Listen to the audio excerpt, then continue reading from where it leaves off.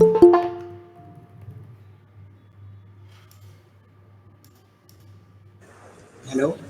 हाँ, वो engine x में एसएसएल सर्टिफिकेट कैसे करते हैं?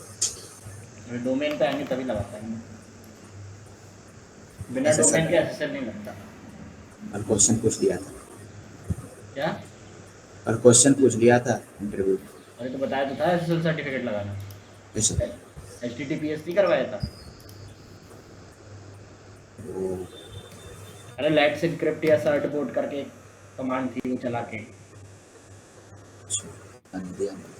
विवेक, हाँ भैया। एसएसएल सर्टिफिकेट लगाना बताया था इंजीनियर्स ने। हाँ वीडियो पड़ी होगी, आपने बताया तो था। और एक ये वाला क्वेश्चन पूछ लिया था कि कॉन्फ़िगरेशन और उसमें एएसजी में होता है ना, कॉन्फ़िगरेशन वर्सेस टारगेट दोनों में क्या डिफरेंस? किसमें? कॉन्फ़िगरेशन एएसजी में, ऑटो आईएससी में? Scanning ASG auto scanning group में, हाँ। कॉन्फ़िगरेशन वर्सेस टारगेट ग्रुप में। कॉन्फ़िगरेशन का मतलब क्या है? आपने सारी चीज़ सेट करके रखी हुई है कि जब भी मशीन बनेगी इसी कॉन्फ़िगरेशन को, इसी टेम्पलेट को यूज़ करके बनेगी। और टारगेट ग्रुप क्या है? वो ग्रुप जिसके अंदर वो मशीन्स ऐड ऑन होती रहती है, डिक्रीज़ होती रहती है। यही सब तो हम बोले थे, ये बोला ही नहीं अच्छा वो दूसरा कुछ कुछ। गलत रहा होगा, उसको पूछना चाहिए था लॉन्च टेम्पलेट और उसमें क्या फ़र्क है कॉन्फ़िगरेशन। कॉन्फ़िगरेशन में वही होता है कि मतलब जो भी मशीन बनाएंगे उसका कॉन्फ़िगरेशन, मतलब उस चीज़ का सारा चीज़ उसमें डालना। हाँ। जैसे कि टाइप EC2 टाइप, या फिर उसका ये वॉल्यूम EBS वॉल्यूम का कितना लेना है वगैरह, ये सब सारा चीज़ हाँ। वो एक प्रकार का उस मशीन का कॉन्फ़िगरेशन हुआ। हाँ, और मशीन का टारगेट या में हम लोग यही करते हैं कि उसमें टारगेट करना होता है कि कौन सा मशीन मतलब कितने बनाएगा, डिजायर्ड वैल्यू, ये सब सारा चीज़ यही होगा ना। हाँ, हाँ। वो नहीं बोल रहा था ये नहीं ये नहीं। वो फिर वो कुछ और समझ रहा था उसको। हमको लगता है वो कॉन्फ़िगरेशन, वो एएसजी का टोटल कॉन्फ़िगरेशन समझ रहा होगा वो हुँ। कॉन्फ़िगरेशन। वो मिनिमम, मैक्सिमम वो सब पूछ रहा होगा कि क्या-क्या रखते हो, कैसे रखते हो? फिर वो बोला था फाइनली टारगेट ग्रुप क्या होगा?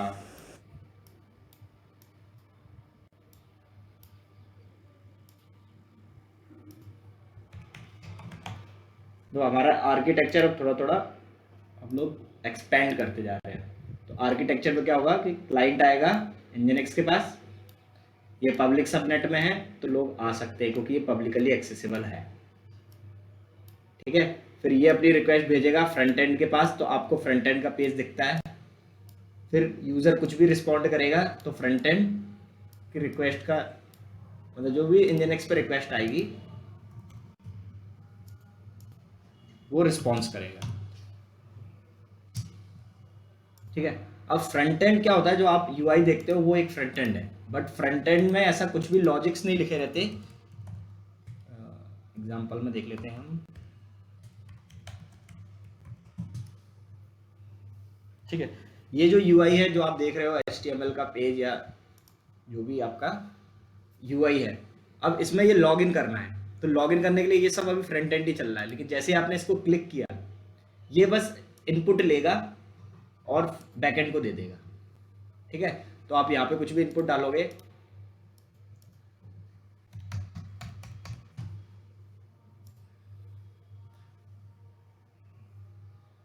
ठीक है? तो ये इसने कैसे बताया कि you are not currently permitted for the transaction और ऐसा वैसा, क्योंकि इसको तो पता ही नहीं है, फ्रंट एंड को कुछ पता ही नहीं होता है कि क्या चीज़ है, कैसे वर्क कर रही है। वो तो अपना रिस्पॉन्स जो भी जहाँ भी इनपुट लिया वो अपने इनपुट को देता है बैकएंड को।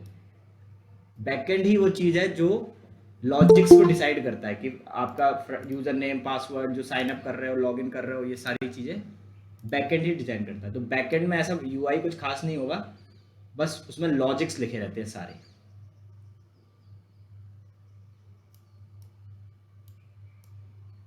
ठीक है? तो बैकएंड फिर फाइनली रिस्पॉन्स देता है किसको? जो भी रिक्वेस्ट किया उसके बिहाफ पे रिस्पॉन्स आएगा।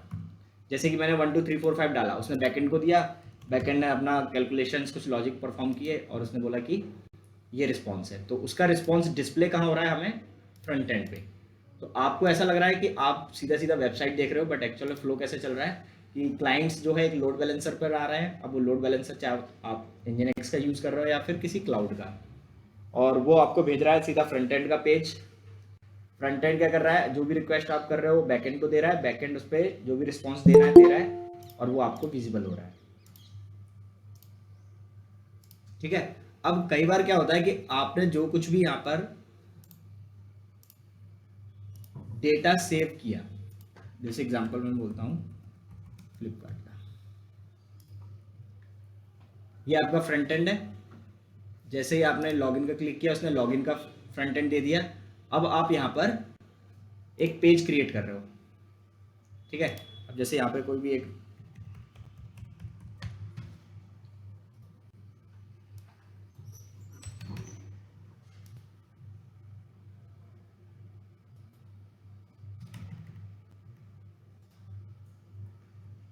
देख रहे हो, ये OTP वगैरह सेंड हो रहा है, तो ये चीज़ कैसे परफॉर्म हो रही है, वो क्या करता है आपकी हर चीज़ को डेटाबेस में रखता है, और डेटाबेस में क्वेरी या डेटाबेस में आपकी एंट्री सेव होती हैं। देन अगर उसको कुछ भी एक्शन परफॉर्म करना होता है, उसके बिहाफ पर वो एंट्री लेता है। जैसे आपने आईडी पासवर्ड डाला, तो उसको कैसे पता चलता है कि आपका आईडी पासवर्ड सही है या गलत है, क्योंकि वो यूज़र ने आईडी दिया, पासवर्ड दिया, फ्रंट एंड ने लेके बैक एंड को दिया। अब बैक एंड क्या करेगा, आपके डेटाबेस सर्वर में जाकर ये चीज़ लेकर आएगा कि आपका आईडी पासवर्ड क्या है, और अगर वो मैच करने पे सही है तो वो आपको बोलेगा नेक्स्ट पेज दे दो, तो नेक्स्ट पेज फ्रंट एंड उसको प्रोवाइड कर देगा, अदरवाइज एरर दे देगा कि आपका आईडी पासवर्ड गलत है। तो इस तरीके से ये पूरा वर्कफ्लो डिज़ाइन किया जाता है।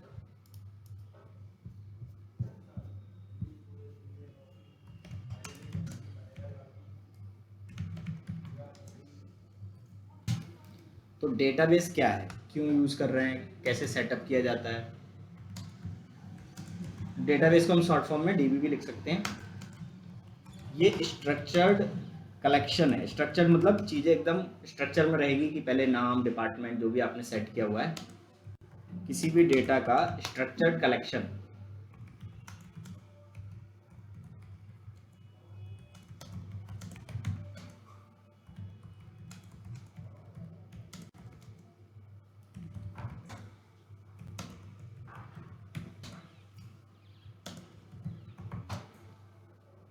ठीक है, ये इसकी एक्चुअल डेफिनेशन हो जाएगी कि एक ऐसा डेटा का कलेक्शन जो स्ट्रक्चर्ड फॉर्म में रहता है, जिसको मैनेज करना, एक्सेस करना, अपडेट करना आपके लिए इजी हो जाता है। हम चाहते तो ये एक्सेल में भी रख सकते थे, हम चाहते थे यहाँ पे एक एक्सेल बना देते और ये सारा डेटा एक्सेल में आता, बट एक्सेल को मैनेज करना, उसको एक्सेस देना, उसमें अपडेट करना, चीज़ें बहुत टिपिकल हो जाएगी, और धीरे धीरे ओवर द टाइम एक्सेल बहुत ज़्यादा साइज़ की होती जाएगी, जिसपे कि आपकी क्वेरीज परफॉर्म करना ये बहुत ही मुश्किल हो जाएगा। तो दैट्स वाई हमको कुछ ऐसा सॉल्यूशन चाहिए था कि हम अपना डेटा एक स्ट्रक्चर्ड फॉर्म में रख सकें और उसको इजीली मैनेज कर सकें, अपडेट कर सकें। तो इसीलिए एक नया कंसेप्ट डिजाइन किया गया होगा डेटाबेस करके। कितने टाइप के डेटाबेसेस होते हैं, ठीक है। तो एक डेटाबेस होता है आपका relational database.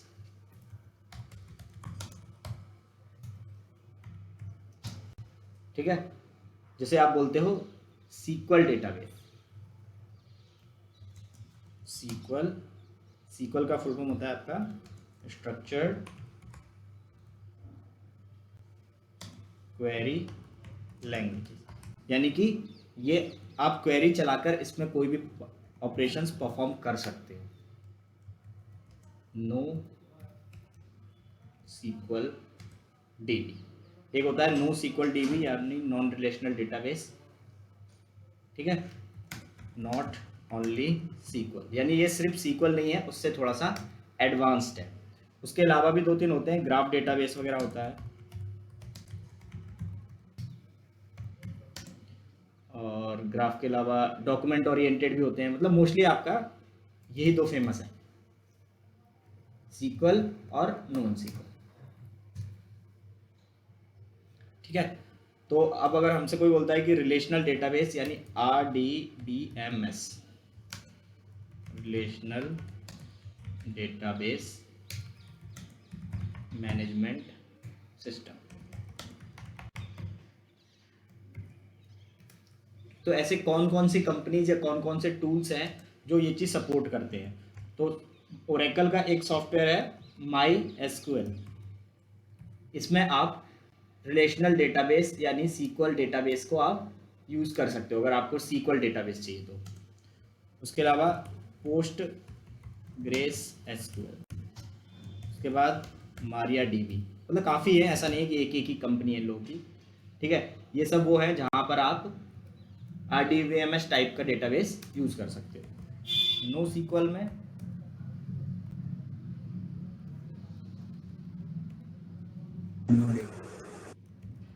Mongo dB, dynamo dB,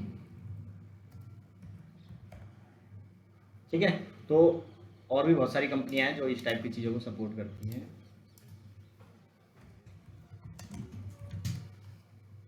Mongo dB, Couchbase D server, Redis, DynamoDB, ठीक है, कैसांड्रा,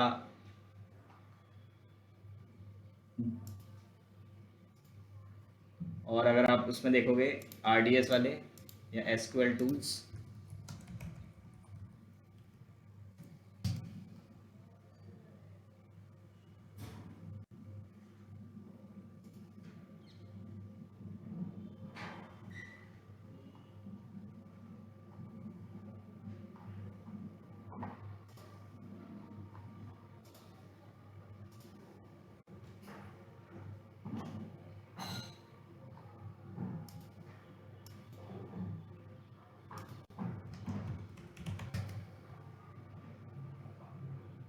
ठीक है। ये ओरेकल का सीक्वल हो गया, रेजर SQL हो गया,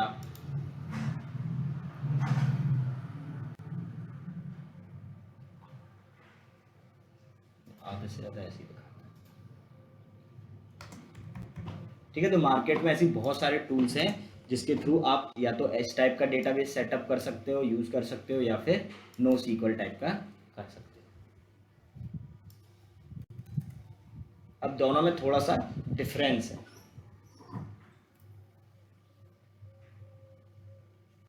माई सीक्वल और नो सीक्वल में आपको थोड़ा सा डिफरेंस दिखेगा कि कहाँ कौन सा यूज़ करना चाहिए।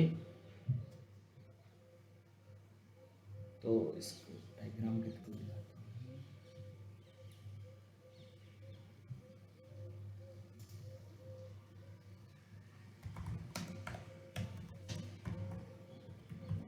डिफरेंट बिटवीन RDBMS यानी या सीक्वल एंड नो सीक्वल, इन दोनों में क्या डिफरेंस है और कब कौन सा यूज़ करना चाहिए।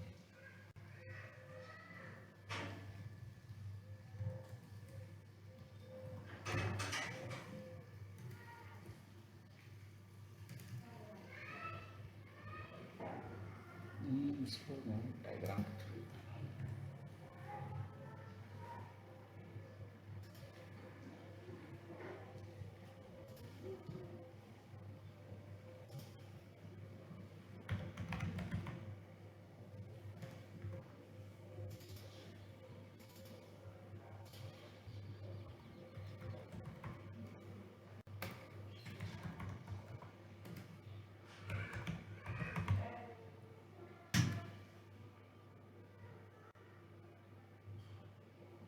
पहले देखते हैं कि डेटा नो सीक्वल टाइप का डेटाबेस होता कैसा है।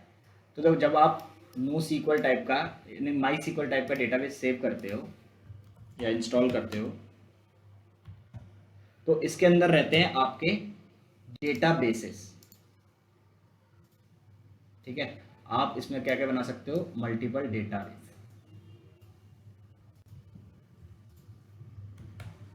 ठीक है। और ऐसा एक से ज़्यादा बना सकते हो, ऐसा नहीं है कि एक ही डेटाबेस रहेगा, क्योंकि माई सीक्वल डेटाबेस तो एक सेटअप है, एक टूल के थ्रू अचीव किया है।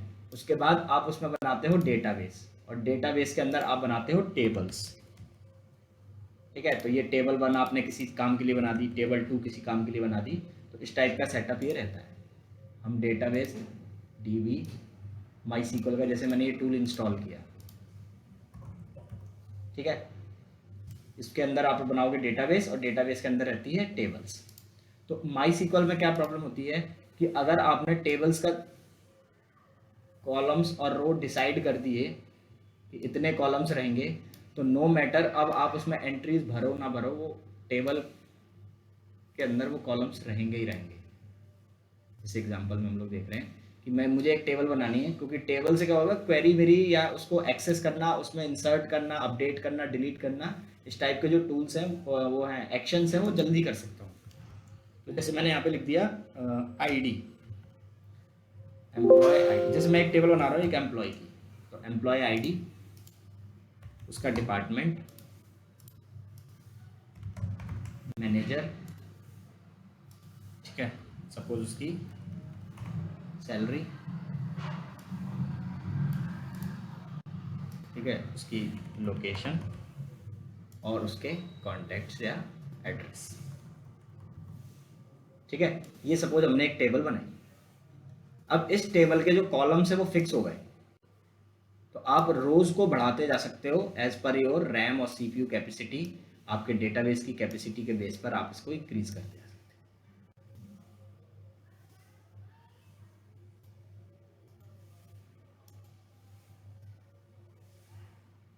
ये चीज जरूर याद रखना, यहाँ कंफ्यूज हो जाते हैं। एक से ज्यादा डीबी बना सकते हैं, ठीक है। अब किसी का मान लो एम्प्लॉय आईडी है सपोज 12, डिपार्टमेंट है उसका डिजिटल,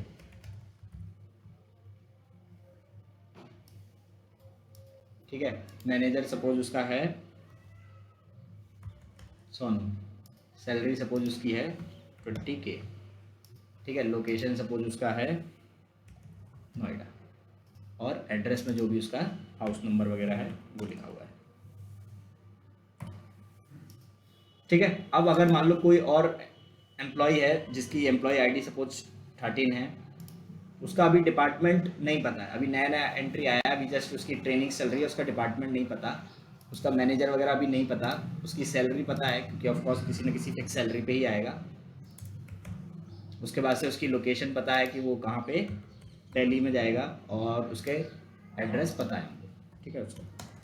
तो भले आपने इसमें 2 एंट्रीज नहीं डाली, अगर इसका साइज 2 KB है,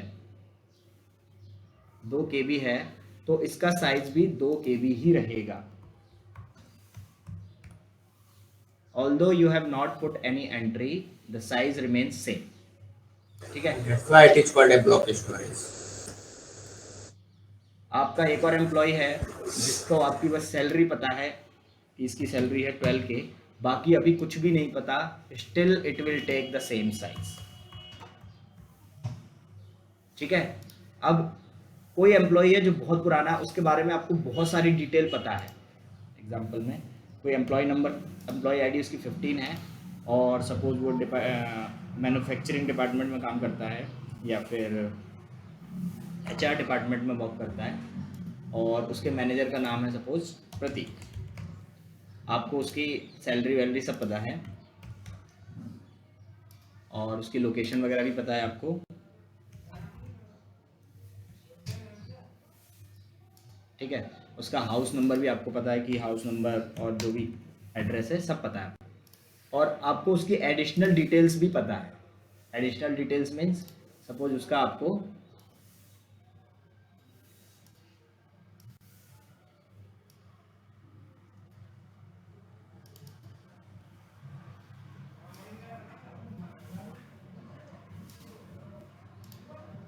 PF नंबर और उसके और क्या क्या चीज़ें हो सकती हैं,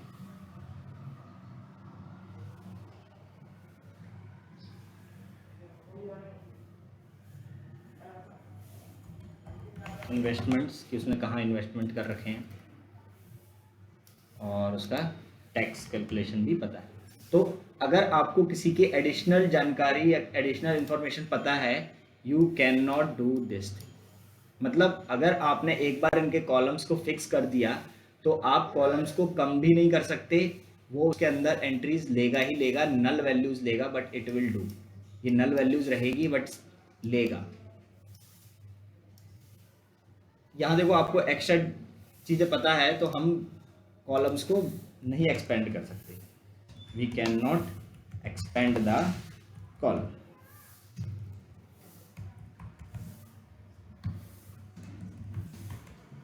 ठीक है, तो आप इसे ऐसा बोल सकते हो ये फिक्स्ड कॉलम या फिक्स्ड डेटा होता है। अगर आपने एक बार फिक्स कर दिया कि ये चीज ये है, तो आप इसको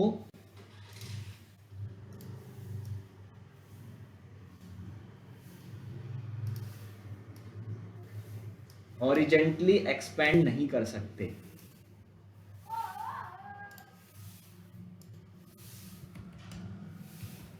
हॉरिजेंटल एक्सपेंड नहीं कर सकते। क्लियर हो रही है ये चीज? हॉरिजेंटली मतलब आप सोचो इसमें एक दो कॉलम और बढ़ा दूं जहां जरूरत पड़ेगी, तो वो चीज आप नहीं कर सकते। No horizontal expansion. वर्टिकल, हाँ वर्टिकल कर सकते हो, आप एंट्रीज बढ़ाते सकते हो। अगर मुझसे कोई बोलता है कि इसमें मुझे और नीचे एंट्रीज बढ़ाते जाना है, हाँ बढ़ा सकते हो, जितना ज़्यादा एंट्रीज आप करो। अभी सपोज ये कितनी 5 एंट्रीज हैं, धीरे धीरे आप इसमें 10,000 एंट्रीज, 1 लाख, 1 करोड़ एंट्रीज ला सकते हो। तो वर्टिकल और number of rose can be expand. Clear है ये?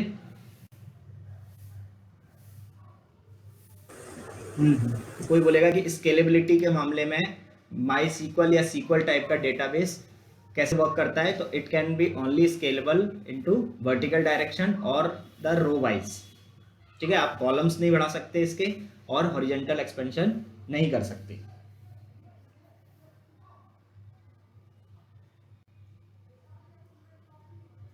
ये क्लियर हुआ इतना? यहाँ पे किसी को कोई डाउट?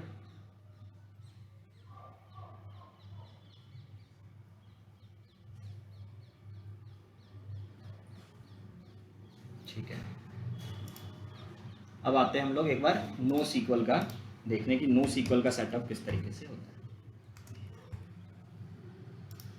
तो देखो नो सीक्वल में क्या होता है कि इसमें नंबर ऑफ कॉलम्स फिक्स नहीं होते।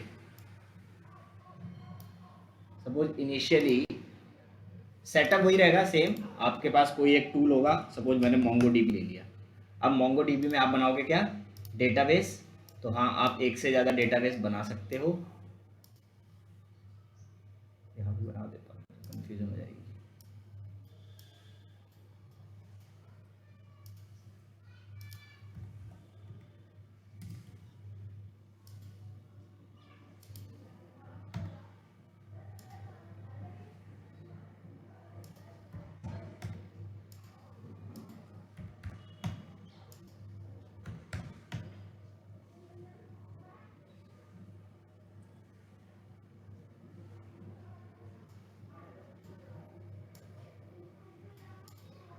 और उसके बाद उसके अंदर टेबल्स बना सकते हो, जितनी चाहो, 1 2 3 5 10 बना सकते हो।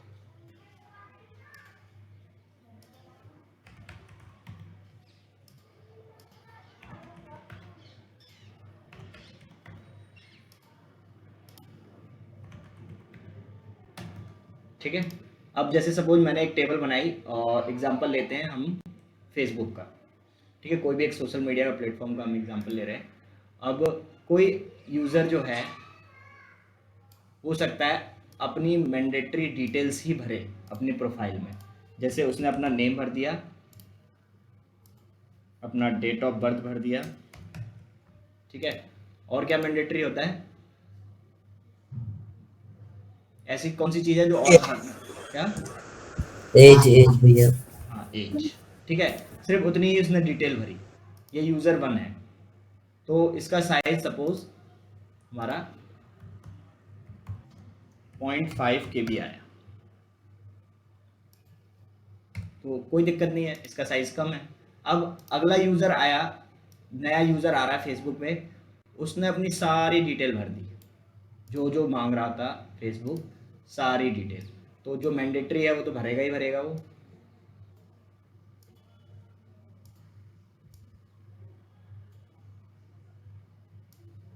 उसके अलावा अपना कॉलेज, अपना पास्ट लोकेशन, स्कूल, अपनी हॉबी, सब चीज़ उसने भर दी। नेम, क्योंकि देखो आप किसी यूज़र को मैंडेटरी से फील्ड से रोक सकते हो, लेकिन एक्स्ट्रा जो है वो उसको भरने से थोड़ी रोक सकते हो कि नहीं क्यों भर रहे हो। ठीक है, उसने अपनी हॉबी भर दी, उसने अपना कॉलेज भर दिया, और क्या क्या होता है इसमें? स्कूल होता है, जेंडर भैया। हाँ gender to mandatory I think, hmm, ठीक है। और सपोज जेंडर भर दिया और एड्रेस। एड्रेस भर दिया उसने अपना, ठीक है। तो इसका साइज कितना चला जाएगा? मान लो इसका साइज चला गया 3 KB, ठीक है। फिर और फेसबुक वायरल होने लगा और क्या कहते हैं लोगों को यूज़ करने की वो होने लगी कि हम भी यूज़ करेंगे, हम भी यूज़ करेंगे। उन्होंने यहाँ तक की डिटेल भर दी, ठीक है। किसी यूज़र ने सिर्फ फिर से 3 डिटेल ही भरी। आप किसी यूज़र को कंस्ट्रेंट नहीं कर सकते, किसी ने यहाँ तक की डिटेल भर दी।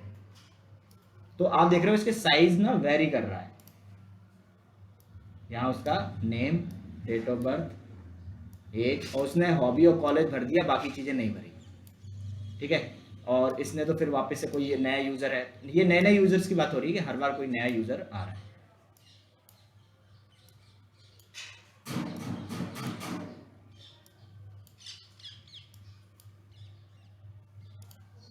ठीक है।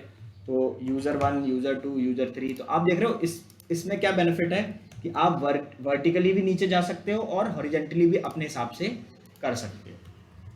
तो पहले अर्लियर जब ये वाला कंसेप्ट चलता था तो हर कंपनी यही यूज़ करती थी, बट इसमें आप एक प्रॉब्लम देखो, अगर किसी ने 2 एंट्री नहीं भरी ना, किसी यूज़र ने 2 एंट्री 3 एंट्री नहीं भरी, स्टिल साइज सबका सेम था। कोई एक्स्ट्रा अपनी एंट्री प्रोवाइड भी कर रहा है तो आप डेटाबेस में उसको नहीं सेव कर सकते, डिस्कार्ड करनी पड़ेगी वो एंट्री। वाइल इसमें नो सीक्वल में क्या बेनिफिट है, जो जितनी एंट्री भर रहा है आपको तो नहीं भरी है, कोई दिक्कत नहीं है। किसी ने हॉबी भरा, किसी ने सिर्फ कॉलेज का नाम भरा, ठीक है। तो इसका साइज मान लो इस वाली कॉलम, देखो हर चीज़ का एक साइज तो हो गई, तो इसका साइज मान लो हमारा 2 KB है, ठीक है। इसने सिर्फ यही 3 चीज़ भरी किसी नए यूज़र ने, जो मैंडेटरी होता है,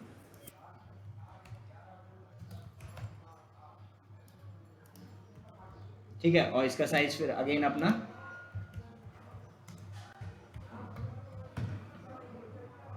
ठीक है। इस बंदे ने फिर अपनी, कोई नया यूज़र आया उसने फिर अपनी पूरी डिटेल भर दी।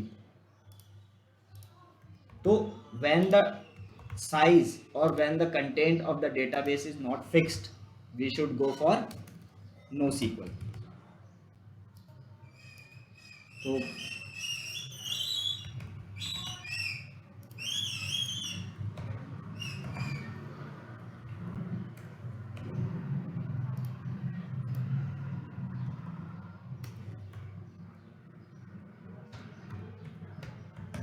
ठीक है। तो अब बताओ किसमें साइज बचेगा, which database base will save our size, ये वाला या ये वाला?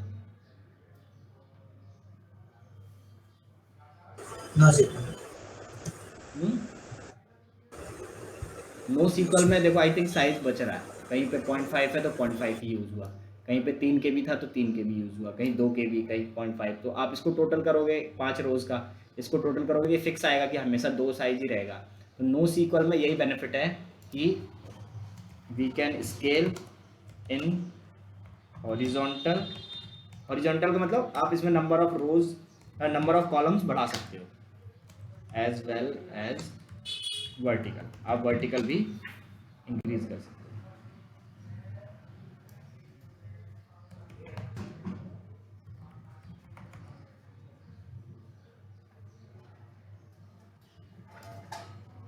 ठीक है।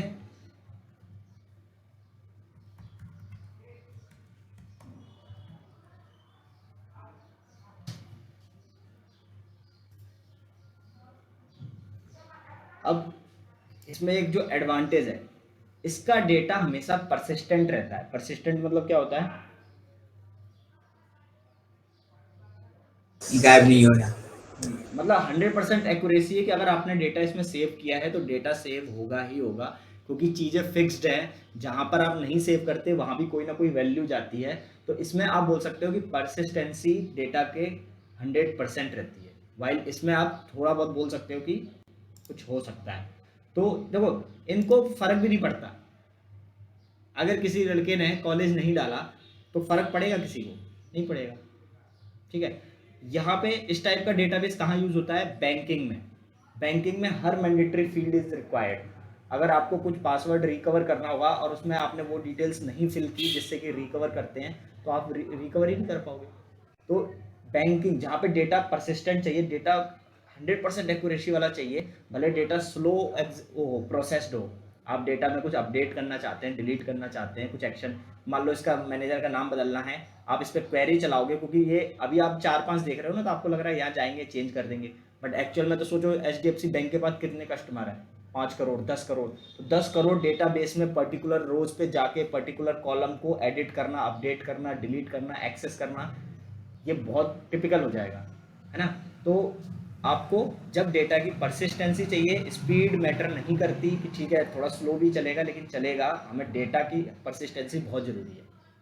कुछ अपडेट करना है, किसी का पैसा डेबिट हुआ तो वो तुरंत उसके अकाउंट में जाके रिफ्लेक्ट होना चाहिए ना कि हाँ भाई इसने 10,000 रुपये निकाल लिया, अब इसके अकाउंट में 12,000 बचे, तो 12,000 दिखना ही दिखना चाहिए।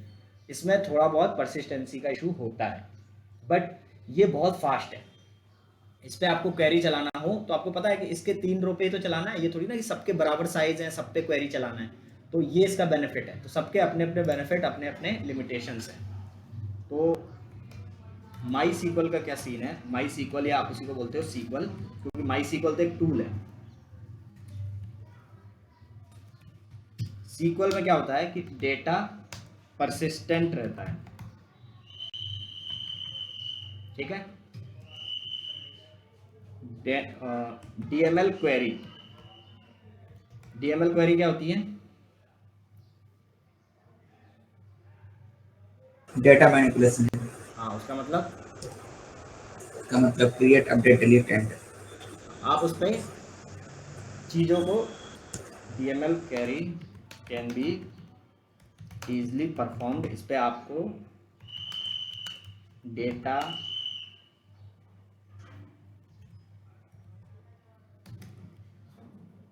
मैनिपुलेशन क्वेरी, ठीक है। मीन्स इंसर्ट करना हो कुछ नई एंट्री, कुछ एंट्री अपडेट करनी हो और कुछ एंट्री डिलीट करनी हो, ये आप इजीली इस पर कर पाते हैं। इंसर्ट, अपडेट और डिलीशन, यही 3 कर सकते हो। और क्या करोगे? डेटा में आप इसमें डेटा की एंट्री करोगे, चाहे इसमें भी डेटा की एंट्री करोगे।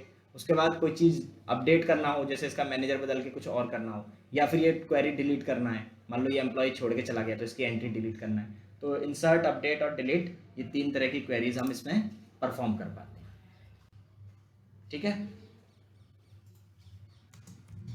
It follows acid property. Acid property क्या होती है? One transaction at a time.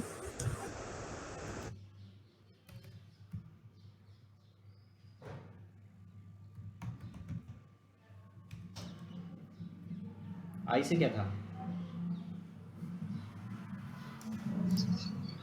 Isolation, I guess.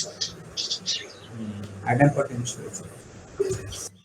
ये 4 तरह की प्रॉपर्टीज होती हैं कि मतलब क्या क्या चीज़ें फॉलो करता है। ये मैं इसको सीधा स्क्रीनशॉट ला देता हूँ ताकि आप लोगों को, जो लोग इंटरव्यू के लिए प्रिपरेशन करेंगे और अगर वो कंपनी डेटाबेस वगैरह पे आपसे काम करवाएगी, that will definitely ask you the acid property. ये माई सीक्वल में फॉलो होती है। देखो इसका मतलब क्या होता है? एक, the entire transaction take place at once और हैपन एट ऑल, और डजंट हैपन एट ऑल। मतलब एक बार में एक ट्रांजेक्शन होगा, और जैसे मान लो ये वाला रो है, अब इस पे अगर आपने एक क्वेरी परफॉर्म की है तो जब तक ये क्वेरी या जो भी आपने एक्शन परफॉर्म किया वो हो नहीं जाएगा, तब तक दूसरा एक्शन सेम इस जगह पे नहीं होगा। यानी कि अगर आप इसका मान लो इसका नाम बदल रहे हो, आपकी एक क्वेरी है कि एम्प्लॉय नंबर, एम्प्लॉय ID 15 का मैनेजर बदल दो, और सिमिलरली उसी टाइम पे एक और चल गया कि एम्प्लॉय नंबर 15 का सैलरी रिवाइज कर दो, तो पहले जो क्वेरी चली है वो चल जाएगी पूरी, उसके बाद ही दूसरी चलेगी, या तो पहले चलेगी या पूरी तरह से फेल हो जाएगी, उसके बाद ही ऐसा होगा। तो आप देख रहे हो यहाँ पे ना एक एक करके चीज हो रही है, तो इसलिए उन्होंने बोला कि एटोमिसिटी अवेलेबल होती है इसमें। Entire transaction take place at once, और एक बार में ही एक ट्रांजेक्शन हो जाएगा पूरा, जब तक नहीं होगा। ऐसा नहीं है कि आधा चला वो और फिर तब तक दूसरे से बोल दिया हाँ आप भी अपना एक्शन परफॉर्म कर लो, ऐसा नहीं है। वो एक्शन जो चला है वो पूरा चल के ही रहेगा। जैसे कि एग्जांपल में एक यूज़र है जो एटीएम से पैसे निकाल रहा है और उसके अकाउंट में कोई पैसे डाल भी रहा है, ठीक है, अभी उसका बैलेंस 10 है। अब सपोज वो अभी विड्रॉल कर रहा था तो 5,000, तो उसका बैलेंस 5,000 होना चाहिए था, 10 के बाद से 5 निकाल लिए तो 5 बचना चाहिए था, और किसी ने 20,000 डाल भी दिए। तो ऐसा नहीं होगा कि अभी उसका पैसा निकला नहीं, उससे पहले यहाँ 20 डल गया 30 और ऐसा करके कुछ होगा। अभी उसका विड्रॉल ट्रांजेक्शन चल रहा है तो विड्रॉल वाली क्वेरी चलेगी, तो 10 से 5 हो जाएगा, उसके बाद ही वो 20 वाली चीज चलेगी, और वो 20 वाली चीज क्या कहते हैं आपके 5 को प्लस 10 20 को जोड़ के 25 दिखाएगी। या फिर ऐसा होगा कि डिपॉजिट पहले हो गया, तो डिपॉजिट होने के बाद वो पूरा 20 से 30 हो जाएगा, डेटाबेस अपडेट हो जाएगा, उसके बाद ही विड्रॉल वाली क्वेरी चलेगी और वो 30 से 25 हो जाएगा। ऐसा नहीं होगा कि दोनों एक साथ हो जाए, एक ट्रांजैक्शन या एक क्वेरी एक टाइम पे एक ही बार परफॉर्म होती है। ये डीबीएमएस की प्रॉपर्टी है कि they follow the acid property, ठीक है, और ये सिर्फ डेटाबेस में उसमें ही होता है, नो माई सीक्वल में ही, ठीक। In order to maintain consistency in the database before and after the transaction they followed some property, this property is called acid property. अब एसिड प्रॉपर्टी में ये आपसे पक्का पूछेंगे अगर वो लोग डीबी पे ज़्यादा अच्छे से काम करते हैं, तो इसको आप लोग एक बार गो थ्रू कर लेना। Either transaction will be about और ट्रांजैक्शन विल बी कमिटेड, और जब तक वो ट्रांजैक्शन नहीं होगा दूसरा ट्रांजैक्शन नहीं हो सकता। Consistency, data must be consistent before और आफ्टर ट्रांजैक्शन। कभी ऐसा नहीं होगा कि आपका डेटा गलत दिख जाए, हमेशा आपका डेटा कंसिस्टेंट दिखेगा, पहले प्लस हुआ है माइनस हुआ, या मैंने माइनस हुआ फिर बाद में प्लस हुआ, एकदम एग्जैक्ट चलेगा। तो ये चीज़ फॉलो करने के लिए हमको कौन सा सेटअप करना पड़ेगा, माई सीक्वल का या सीक्वल टाइप का। और जब सीक्वल टाइप का आप डेटाबेस यूज़ करोगे तो आपको कौन कौन से टूल्स हैं जो अवेलेबल है मार्केट में, तो वो है आपके पास इस टाइप के टूल्स, आपको ये चीज़ सेटअप करनी पड़ेगी। अब ये रिक्वायरमेंट पर डिपेंड करता है कि आप किस कंपनी में किस प्रोजेक्ट या किस टाइप की चीज़ों के लिए वर्क कर रहे हैं। किसी ने बोला हमें स्पीड मैटर करता है, हमें कंसिस्टेंसी इतनी ज़्यादा या इतनी ज़्यादा ट्रांजैक्शन एक्यूरेसी नहीं चाहिए, तो आप किस टाइप का सेटअप करोगे, ये बैंक में एक एक डिटेल एक एक ट्रांजैक्शन मैंडेटरी होता है, तो आपको माई सीक्वल, और बैंक में आपने देखा होगा माई सीक्वल ही वो करते हैं, थोड़ा बहुत भी अगर आइडिया है तो ये वाला ब्लॉग आपको एक बार गो थ्रू करना है। आइसोलेशन, मल्टीपल ट्रांजैक्शन अकर इंडिपेंडेंटली विदाउट इंटरफेरेंस। इसका मतलब क्या है, 2, 3, 4, 10 ट्रांजैक्शन जितने भी हो रहे हैं सब इंडिपेंडेंट होंगे आपस में, वो एक दूसरे को कोई भी इंटरफेयर नहीं करेगा। एक ट्रांजैक्शन इस पे हो रहा है, एक ट्रांजैक्शन इस पे हो रहा है, तो ऐसा नहीं है कि वो इसके ट्रांजैक्शन को कुछ इंटरफेयर करे या ये इसके ट्रांजैक्शन को इंटरफेयर करे, इंडिपेंडेंट होगा। आइसोलेशन वर्ड का मतलब ये होता है। Durability, the changes of A successful transaction occurs even if the system failure occurs. मतलब अगर आप ट्रांजैक्शन क्वेरी परफॉर्म कर रहे थे, कुछ इसमें क्वेरी या कुछ चेंजेस हो रहा था, और ये सेटअप एक मशीन पर है और वो सिस्टम ही क्रैश कर गया, आपका माई सीक्वल वर्क करना बंद कर गया, तो आपकी सारी क्वेरी पेंडिंग स्टेट में चली जाएंगी। जैसे ही वो सिस्टम वापस आएगा वो सारी चीज़ें वापस से हो जाएगी। ऐसा कभी नहीं होगा कि वो जो पेंडिंग थी वो फेल हो गई और अब तो भाई ट्रांजैक्शन हुआ ही नहीं। एग्जाम्पल में आपने देखा होगा कभी कभी आप पैसा विड्रॉल करते हो और आपको कोई मैसेज नहीं आता और लिखता है कि अभी बैंक इज नॉट अवेलेबल, ऐसा वैसा, पर ऐसा नहीं कि आपने उस समय पैसे निकाल लिए तो अब तो पैसा आपका कटा ही नहीं। जैसे ही उनका सिस्टम वापस से कवर करेगा वो सारी क्वेरीज को परफॉर्म करेगा। और वो हो सकता है वो रेडिस एमक्यू में दे देता होगा। हाँ, बहुत सारे हैं चीज़ें, तो क्वेरी परफॉर्म होगी ही होगी even if the system crashes. The changes of successful transaction occurs even if the system failure occurs. ये है माई सीक्वल की एक्चुअल पावर, जिसकी वजह से माई सीक्वल बहुत ज़्यादा पॉपुलर है, जहाँ पर हमें डेटा का परसिस्टेंसी, डेटा की एक्यूरेसी, डेटा का आइसोलेशन, एटोमिसिटी, ये सब मेंटेन करनी होती है। ठीक है, तो सब लोग इसको एक बार गो थ्रू कर लेना। वो ऐसा डीप डाइव नहीं करेगा, बस ये पूछ लेगा कि what is the main difference और ऐसा वैसा, तो वो मैंने यहाँ पे लिखवा दिया है कि it follows acid property.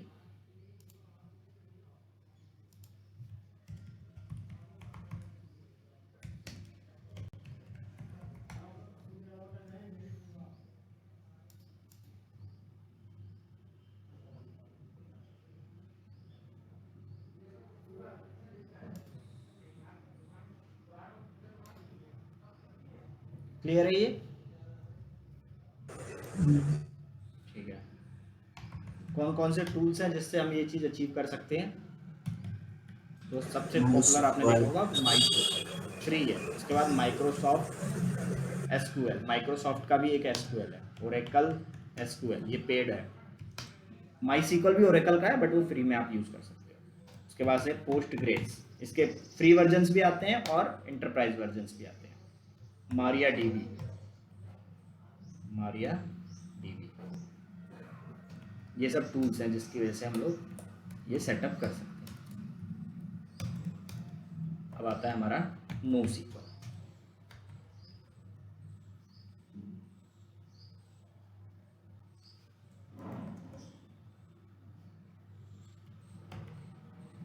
Query performs very fast. इसमें क्या बेनिफिट है, इसमें आप एक चीज लिख सकते हो कि query takes time to perform then no SQL. No SQL से ज़्यादा टाइम इसमें लगता है, ठीक है। स्टोरेज ऑप्टिमाइजेशन, आपने देखा था इसमें स्टोरेज की बड़ी सेविंग हो रही है। आपका कुछ साइज 0.5 KB का है क्योंकि इसमें 3 ही एंट्री हुई, कुछ साइज आपका 3 KB का है, कुछ 2 KB का है, कुछ 0.5 का है, कुछ 0.5 का है। ये सब आप देख रहे हो, साइज को और स्टोरेज को ऑप्टिमाइज करते हैं। और ये वही कंपनी करेगी जिसमें बल्क में डेटा है। अब फेसबुक के पास सोचो कितनी आईडीज है, कितना डेटा है, वो अगर स्टोरेज पर नहीं ध्यान देंगे तो वो तो उतने सर्वर्स मेंटेन करते करते थक जाएंगे, उनकी कॉस्टिंग मेनली उसी में आ जाएगी। तो ना चाहते हुए भी उनकी मजबूरी है कि उनको स्टोरेज को ऑप्टिमाइज कराना पड़ेगा। अब एक बैंक का एग्जांपल लो, एक बैंक के पास अगर HDFC बैंक है, 5 करोड़ 10 करोड़ यूजर्स हैं, तो they are limited. 10 crore users हैं, इनके पास मुझे लगता है कि 5-10 करोड़ तो फेक आईडीज ही होंगी। फेसबुक के पास 5 या 10 करोड़ तो इनएक्टिव आईडीज होंगी, एक्टिव आईडीज होंगी तो 5-50 करोड़। समझ लो इनके लिए स्टोरेज कितना मैटर करता है, क्योंकि स्टोरेज ही आपको कॉस्ट सेविंग कर पाएगा। तो स्टोरेज ऑप्टिमाइजेशन जहां जरूरी है वहां हम नो सीक्वल पे लेंगे। इसमें क्या होता है, data is in structured form. Data पूरा एक स्ट्रक्चर में है और इसमें डेटा आपका इनस्ट्रक्चर्ड होता है, क्योंकि ये मैंने टेबल भले यहाँ बना दी, एक्चुअल में वो जेसन फॉर्मेट में होता है, तो कॉमा कॉमा सेपरेटेड रहती हैं। तो स्ट्रक्चर्ड फॉर्म ये वाला है, ये अनस्ट्रक्चर्ड फॉर्म है। अनस्ट्रक्चर्ड फॉर्म, या data is in unstructured form. बाकी एक जो मैंने लिखा है वो तो आप देख ही सकते हो कि किस साइड आप इसमें वो कर सकते हो। Scaling is possible in vertical direction only. Vertical direction यानी आप नंबर ऑफ रोज को ही बढ़ा सकते हो, कॉलम्स को नहीं बढ़ा सकते हो, रो वाइज। और इसमें दोनों साइड से scaling is possible in, vertical तो फिर कॉलम बढ़ जाएंगे ना, हॉरिजॉन्टल डायरेक्शन होना चाहिए। नहीं हॉरिजॉन्टल में कॉलम्स बढ़ेंगे ना, ये देखो आप इधर बढ़ा रहे हो तो ये कॉलम्स बढ़ेंगे ना, तो यही तो वर्टिकल होता है। इस साइड हाँ ये वर्टिकल है। हाँ, नहीं, देखो कॉलम बढ़ेंगे ना, तो ये एड्रेस के बाद सपोज एक और कॉलम आया हाँ तो वर्टिकली ग्रो हो रहा है ना वैसे। नहीं, हॉरिजॉन्टल एनीवेज, ग्रो हो रहा है ना। ठीक है, ठीक है, आप इसी के 4 कॉलम ओके बढ़ाओ ओके तो ये हॉरिजॉन्टल ग्रो होगा। वर्टिकल ग्रो का क्या, आप नंबर ऑफ रोज बढ़ाते जा रहे हो। ओके, ठीक है। Scaling is possible in both side, इसमें आप क्या है दोनों साइड कर सकते हो। अगर ऐसे हॉरिजॉन्टल और वर्टिकल में कंफ्यूजन हो तो आप तो बोल देना रो वाइज और horizontal as well as vertical, यानी रो प्लस कॉलम दोनों में आप चेंजेस कर सकते हो। ठीक है, यूज केस क्या है, कहाँ यूज कर सकते हो, तो आप एग्जांपल में सीधे बता सकते हो, फेसबुक, इंस्टा, ये सब जगह पे। इसका यूज केस आप कहाँ बता सकते हो, बैंकिंग, जहाँ पे आपको डेटा का कंसिस्टेंसी परसिस्टेंस बिल्कुल मस्ट है। बैंकिंग में आप सारे जितने भी देखोगे सब वही यूज़ करते हैं। क्लियर है ये चीज?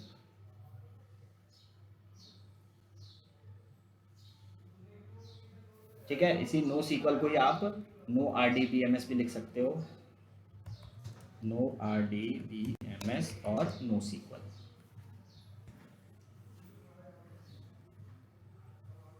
इसी को आप RDBMS और SQL भी लिख सकते हो, सीक्वल टाइप।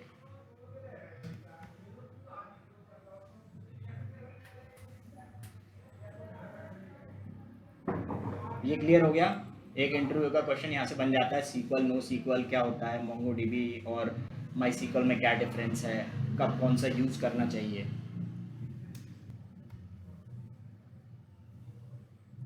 अब आते हैं कि हमको ये सेटअप करना हो तो कैसे करेंगे, क्योंकि अभी हमने देखा कि एक वेबसाइट में मिनिमम 3 चीज़ें तो होती हैं, वेब सर्वर, ऐप सर्वर और DB सर्वर।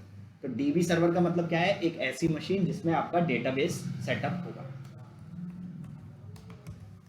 MySQL installation. फिर हम देखेंगे उसमें डेटाबेस बनाना, क्वेरी करना, अपडेट करना। तो हम लोग एक मशीन बनाते हैं, इस मशीन का नाम रख देता हूँ मैं DB सर्वर। और सपोज ये मैं किसके लिए बना रहा हूँ?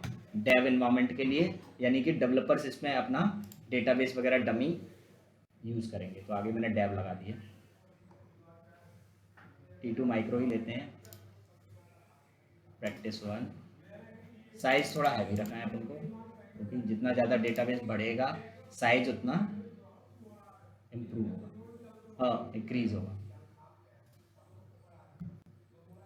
ये क्लियर हो रहा है ना? मतलब आपको कुछ एंट्रीज सेव करनी है। अब कहीं पे आपको स्ट्रक्चर्ड फॉर्म में करनी है, कहीं पर आपको अनस्ट्रक्चर्ड फॉर्म जेसन वेसन में कर सकते हैं, कहीं पर आपको साइज फिक्स रखना है, कहीं पर आपको परसिस्टेंस कंसिस्टेंसी पे ज़्यादा ध्यान देना है, कहीं पे नहीं देना है। तो रिक्वायरमेंट पर डिपेंड करता है कि हम कौन सा कब यूज़ करेंगे।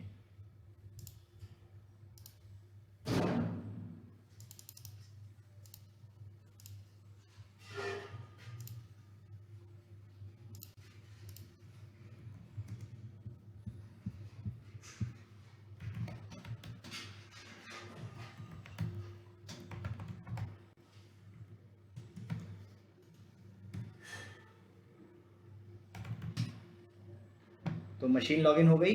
इसके लिए कौन सा सॉफ्टवेयर यूज़ करेंगे हम लोग? पहले sudo apt अपडेट चला लेते हैं ताकि हमारे मशीन के सारे पैकेजेस अपडेट हो जाए।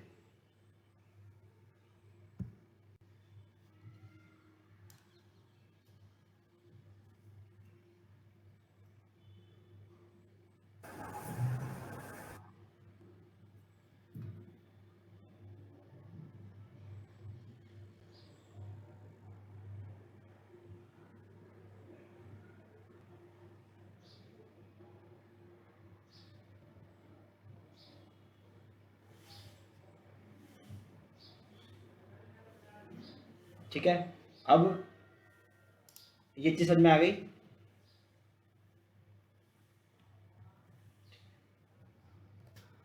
तो डीबी में क्या होता है कि आप एक मशीन पर डेटाबेस इंस्टॉल करते हो।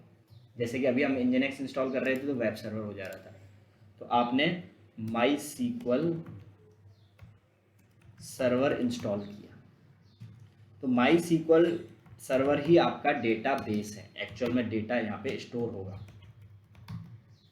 ठीक है, तो ये तो हो गया डेटा स्टोर करने के लिए सर्वर। अब इसको एक्सेस करना है, हमने देखा कि हमें इसमें डेटा इंसर्ट करना होता है, अपडेट करना होता है, कुछ डिलीट करना होता है। तो उसके लिए हमें अलग टूल चाहिए, और वो टूल होता है MySQL CLI या क्लाइंट। MySQL client. ठीक है, तो क्लाइंट के लिए बहुत सारे टूल आते हैं, जैसे कि विंडोज़ में आता है वर्कबेंच, ये बहुत फेमस है विंडोज़ के लिए। और अगर आप उसी SQL उस पर ही हैं, क्या बोलते हैं, उबंटू वगैरह में किसी लिनक्स पे ही हैं, तो ये वाला आता है। ठीक है, तो ये होता है क्लाइंट। तो आपने देखा कि एक होता है क्लाइंट, एक होता है सर्वर। अभी तक हम जो पढ़ रहे थे याद आ रहा है? Users are called client because they use that service. और सर्वर क्या है? Server is a machine which contains that service. तो इस पर वो सर्विस है, ये सर्विस को यूज करेंगे। This will use the service. तो क्लाइंट कौन होता है? जो सर्विस को यूज करता है।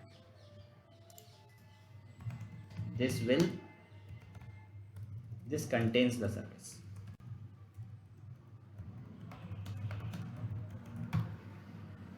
इस पे सर्विस है, ठीक है। तो आप इसके थ्रू इसको एक्सेस करते हो और ये आपको इधर से रिस्पॉन्स देता है। क्लियर है? I am requesting something from this और गेटिंग रिस्पॉन्स फ्रॉम दिस। अब ये तो हो गया कि ये इंस्टॉल कहाँ करोगे। अगर मैं विंडोज़ में हूँ तो मैं अपने लैपटॉप में वर्क बेंच इंस्टॉल करूँगा।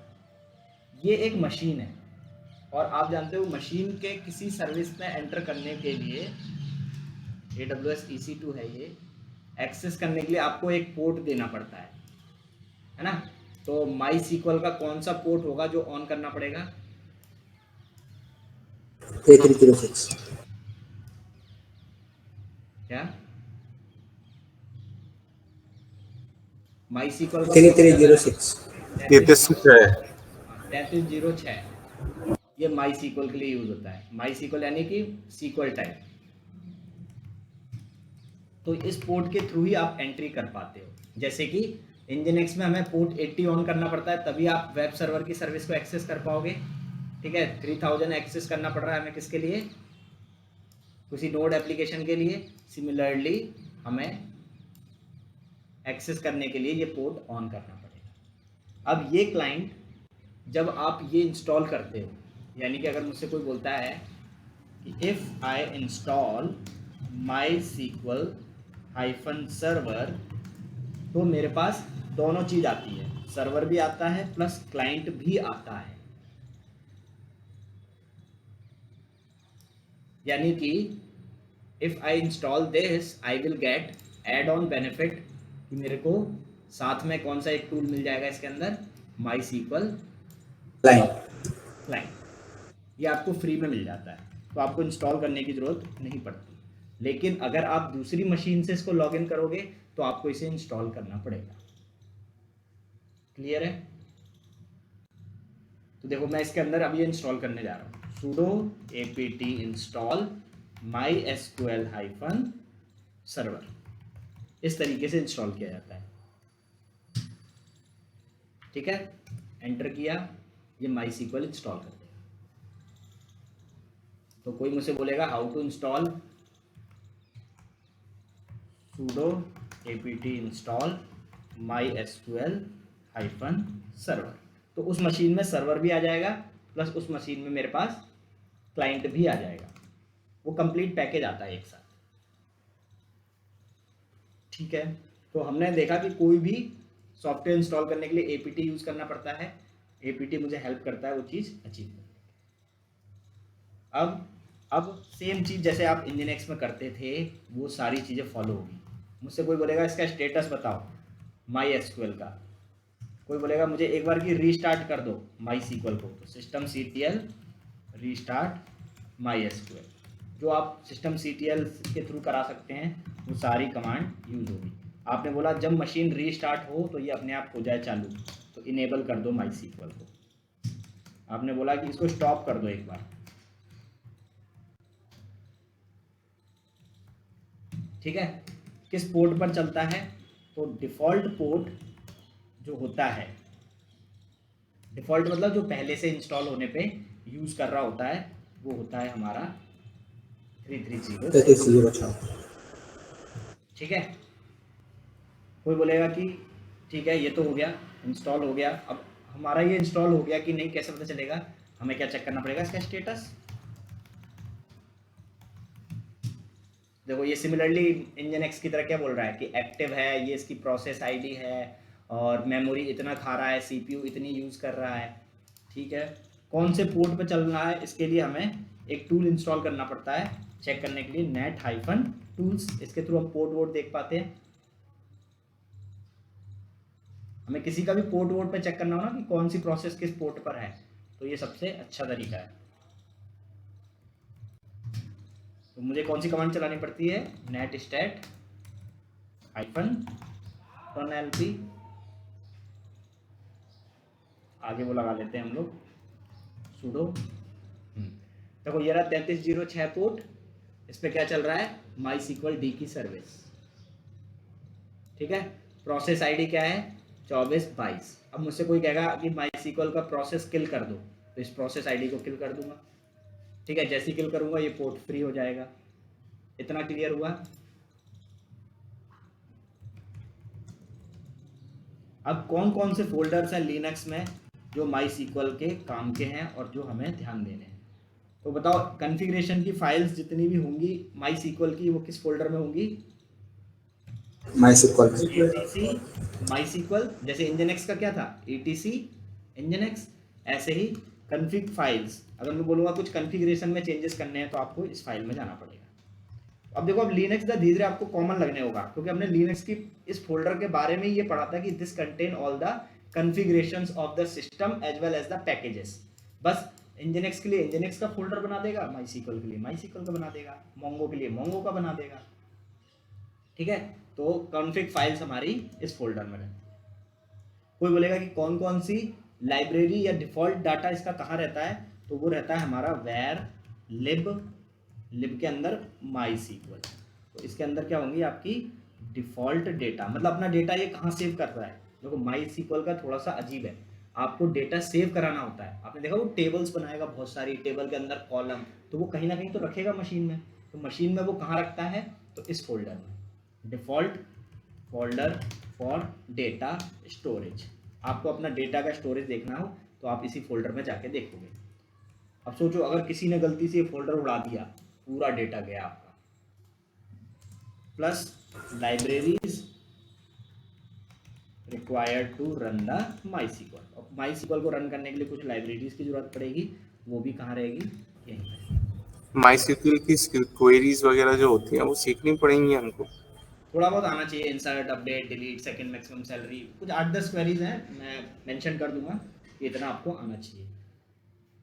लॉग्स कहाँ रहते हैं, वेर के अंदर, Where log।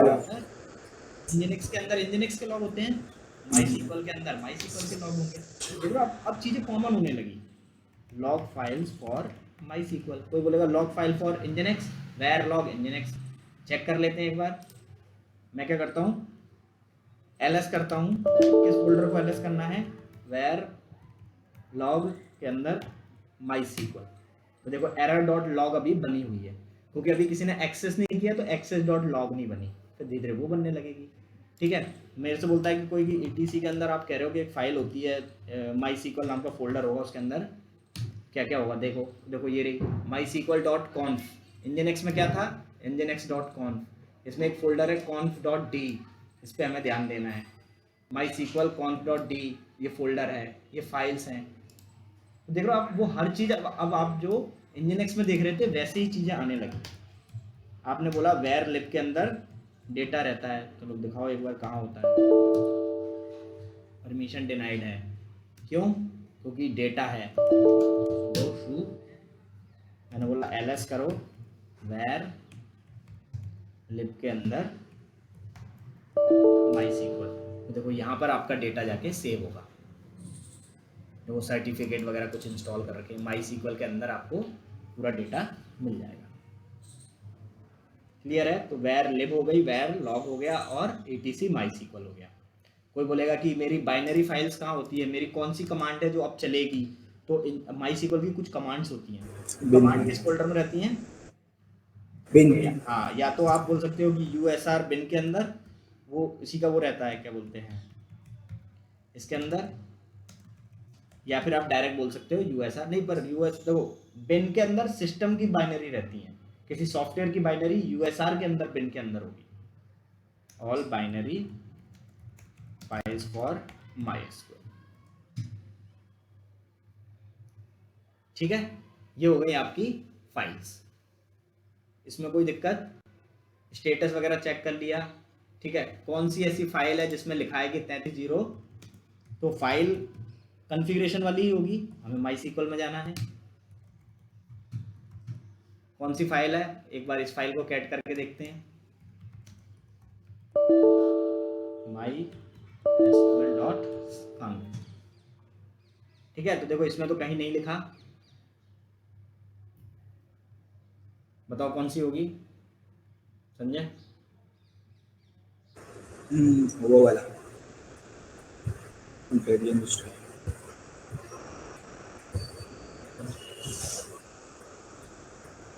मुझे भूल गया सब कुछ।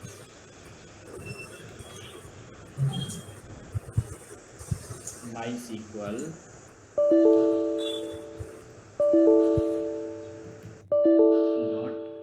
.conf.d के अंदर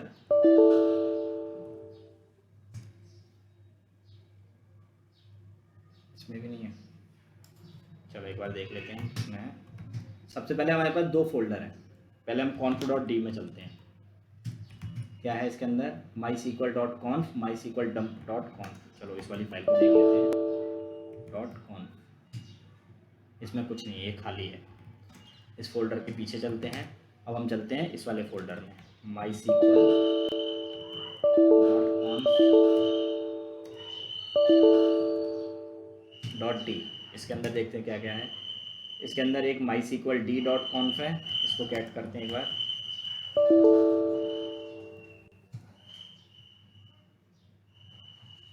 ये कमेंटेड है। देखो लॉग एरर कहाँ जाके रखेंगे? इसके अंदर बाइंड एड्रेस। देखो अभी इसको कहाँ से एक्सेस कर सकते हैं? सिर्फ इसके अंदर से, यही वो फाइल है। पोर्ट, यही वो फाइल है।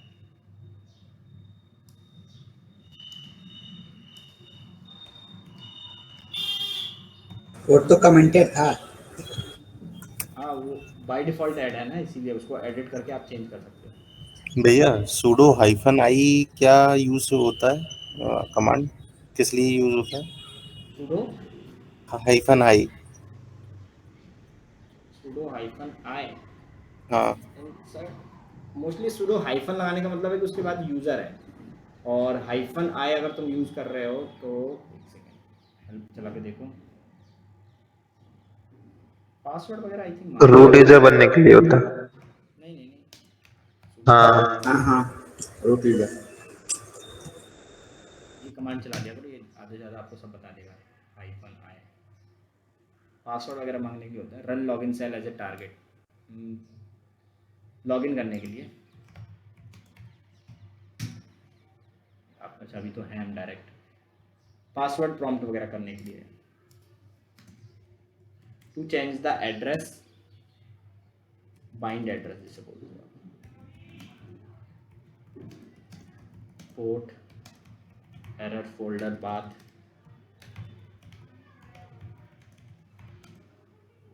हमें किस फाइल को? etc के अंदर, MySQL के अंदर mysqld.conf, इस फाइल को एडिट करना होता है। क्लियर है? MySQL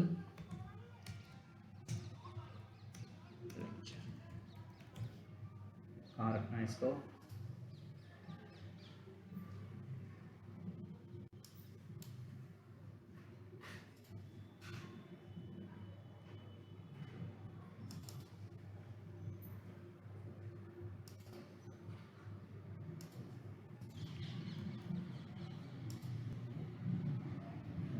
ये हो गया। ये चीज़ समझ में आई आपको? लॉगिन करने के लिए अब क्या ऑन करना पड़ेगा? पोर्ट 3306, अगर आपको बाहर से लॉगिन करना है, क्योंकि देखो पोर्ट क्या करता है ना, आपको मशीन के अंदर ही नहीं जाने देगा। बट अभी तो मैं मशीन के अंदर ही हूँ, तो मेरे को अभी ये पोर्ट वोट ऑन करने की अभी ज़रूरत नहीं। ठीक है, अब एक और नोट पॉइंट है। MySQL provide us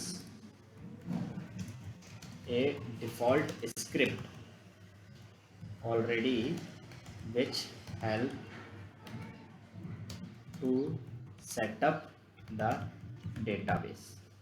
ये MySQL से आपको MySQL सेटअप करने के लिए ये हमको एक पहले से ही स्क्रिप्ट बना के देता है, बस आपको चलाना होता है। और वो स्क्रिप्ट का पूरा नाम है MySQL_secure_installation। तो आपने देखा होगा किसी भी ब्लॉग को आप फॉलो करेंगे और बोलेंगे कि मुझे माई सीक्वल इंस्टॉलेशन सीखना है या इंस्टॉल करना है, तो वो लोग सब ये वाली कमांड चलाते हैं, जबकि ये कमांड क्या है, एक स्क्रिप्ट है जो वो पहले से देता है। ठीक है, तो अभी मेरे को चलाना हो तो मैं क्या लिखूँगा, MySQL _ secure _ installation। ठीक है, देखो ये क्या लिख रहा है, कनेक्टिंग कर रहा है MySQL से। ठीक है, अगर आप इस स्क्रिप्ट को नहीं यूज करना चाहते, if we do not want to use the script we will use the command, कौन सी कमांड, sudo mysql। सीधा आप ये कमांड चलाओगे तो भी आप सेटअप कर सकते हो। हाउ टू सेटअप MySQL, ये थोड़ा सा लेंदी प्रोसेस है आपको सेटअप करने के लिए। ठीक है, तो अब ये क्या बोल रहा है कि वैलिडेट करो पासवर्ड वगैरह ऐसा कुछ है, तो press Y for yes and other. Would you like to setup validate password component, अगर आपको ये चीज़ करना है तो करो, अदरवाइज देखो आप Ctrl Z करके इसको स्टॉप करो, तो आप लिखो sudo MySQL। ठीक है, तो देखो ये MySQL के क्लाइंट से कनेक्ट हो गया। जो मैंने ये कंसेप्ट बताया ना कि आप जब इंस्टॉल करते हो तो आपको एक क्लाइंट मिलता है, आपने लिखा sudo MySQL, तो इस क्लाइंट के अंदर आ गया, मतलब आप डेटाबेस से कनेक्टेड हो उसी के अंदर, किसके अंदर, इसी मशीन में, इसके थ्रू आप इससे कनेक्टेड हो गए। तो कनेक्ट करने के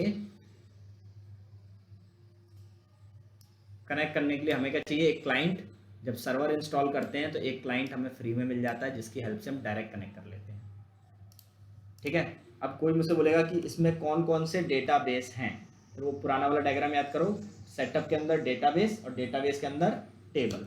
तो मैंने लिखा सो डेटाबेसेस, और डेटाबेस की जितनी भी क्वेरीज है सब में सेमीकोलन होता है। तो आप सो डेटाबेस चला रहे हो, स्पेलिंग एरर था क्या, डेटाबेसेस। तो देखो ये बोल रहा है कि मेरे पास टोटल 4 डेटाबेस हैं, दिख रहा है ये। हमको कैसे पता चलेगा कि हम अपना टर्मिनल छोड़ के MySQL में आ गए हैं, देखो जब आप अपने टर्मिनल पे रहते हो तो आपके यूज़र का नाम @ ये चीज़ लिखी रहती है, तो इससे पता चलता है कि हम अभी लिनक्स के टर्मिनल पे हैं। हम जब MySQL के टर्मिनल पे आ जाएंगे तो ये चीज़ लिख जाएगी, तो आप इसी के अंदर ये कमांड चला पाओगे। आप सोचोगे कि मैं यहाँ पे ये कमांड चलाऊँ क्योंकि ये तो लिनक्स की कमांड चलाता है, तो ये ऐसी तो कोई कमांड होती नहीं है लिनक्स में। ये कमांड किसकी है, डेटाबेस की।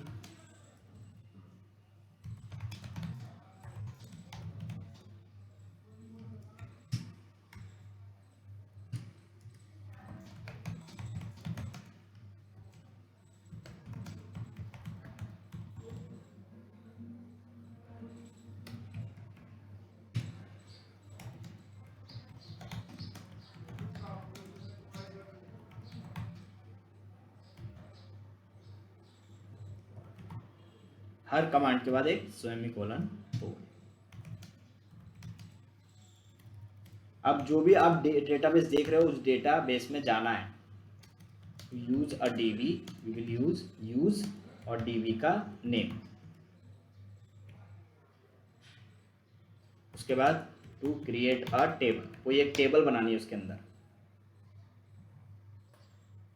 To create a table in a dB.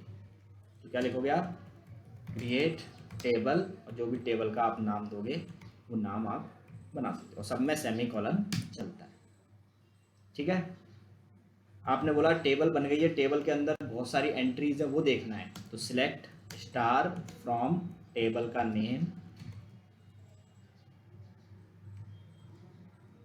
बस क्या नहीं है, क्या बोल रहे थे, इतना ही है एक बार। अगर आप पहले से डीबी यूज कर रहे हो तो उस डीबी के लिए फिर आपको इतना ही लिखना पड़ेगा, अदरवाइज तो आप पहले यूज डेटाबेस तो आना ही पड़ेगा। नहीं ऐसा नहीं है, बाहर से भी कर सकते हैं। सो द डेटा इन्फो, आपको डेटा की इन्फो चेक करनी है फ्रॉम अ टेबल, तो हम ये यूज़ करेंगे। ठीक है, तो ये कुछ छोटी छोटी कमांड्स है जो हम लोग यूज़ करेंगे। तो एग्जाम्पल में देखो, सबसे पहले आपको मेक श्योर करना पड़ेगा कि माई सीक्वल से हम कनेक्टेड हैं कि नहीं, हम माई सीक्वल क्लाइंट में आ गए हैं कि नहीं। अगर नहीं आए तो आप नहीं कर सकते। देखो मैं, और एग्जिट करने के लिए आपको क्या लिखना होता है, एग्जिट, वो आपको बाय करके वापस से आपको आपके टर्मिनल पे भेज देगा। टू एग्जिट माई सीक्वल आपको क्या लिखना होता है, एग्जिट कमांड। ये कुछ कमांड्स हैं जो आपको मेक श्योर करनी है। तो अभी जैसे मुझसे कोई बोलेगा कि ये मशीन पे डेटाबेस है कि नहीं, चेक कर लेता हूँ मैं। सिस्टम CTL स्टेटस माई सीक्वल स्टेटस, ये बोल रहा है हाँ एक्टिव है, रनिंग है, चल रहा है। मैंने बोला ओके, चल रहा है। तो फिर क्या करना है, हम इसमें लॉगिन करेंगे। तो लॉगिन करने के लिए सबसे, अगर वन टाइम सेटअप है तो आपको क्या लॉगिन करना होता है, sudo mysql। अगर वन टाइम लॉगिन है तो देखो, जैसे ही मैं ये लिखूंगा ये लॉगिन हो जाएगा। मैं यहाँ पे लिख देता हूँ नोट में कि this is first time setup. ये फर्स्ट टाइम सेटअप है तो ही वर्क करेगा। ठीक है, किसी ने बोला डेटाबेस दिखाओ, सो डेटा बेसेस, ये बोल रहा है 4 डेटाबेस है। कोई नया डेटाबेस क्रिएट करना है, क्रिएट टेस्ट। देखो मैं अब सेमीकोलन लगाना भूल गया ना, तो वो उसके नीचे आ गया। तो अब आपको क्या करना है, सेमीकोलन देके एंटर कर देना है। कुछ एरर आया, ये डेटाबेस नहीं है।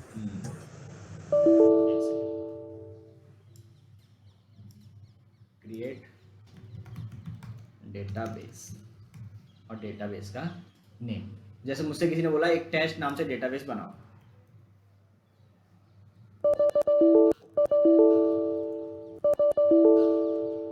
क्रिएट डेटाबेस और डेटाबेस का नाम डाल रहा हूँ टेस्ट और सेमीकोलन लगा दिया, क्वेरी चल गई। देखो कैसे पता चलता है कि जो मैंने चलाया तो चल गई, ये चीज़ लिखता है क्वेरी ओके। ठीक है, अब मैं इससे बोलता हूँ ठीक है, सो डेटा बेसिस क्वेरी। गड़बड़ लिख दिया क्या मैंने, नहीं चल गई। देखो तो ये क्या बोल रहा है, एक और टेस्ट नाम से डेटाबेस बन गया। देखो पहले 4 ही था, आ गया, हट गया क्या, अच्छा 4 था, एक टेस्ट नाम से बन गया। देखो एक और नया डेटाबेस बनाता हूँ, क्रिएट। जैसे डेवलपर ने आपसे बोला कि एक डेटाबेस बना देना, किस नाम से, उसने बोला कि आप बना दो यूजर्स नाम से या फिर कस्टमर नाम से बना दो। तो मैंने क्या किया, क्रिएट डेटाबेस, डेटाबेस का नेम बन गया। चेक करना हो तो सो डेटा बेसेस, देखो कस्टमर नाम से बन गया। अब मुझे इसके अंदर कुछ काम करना है।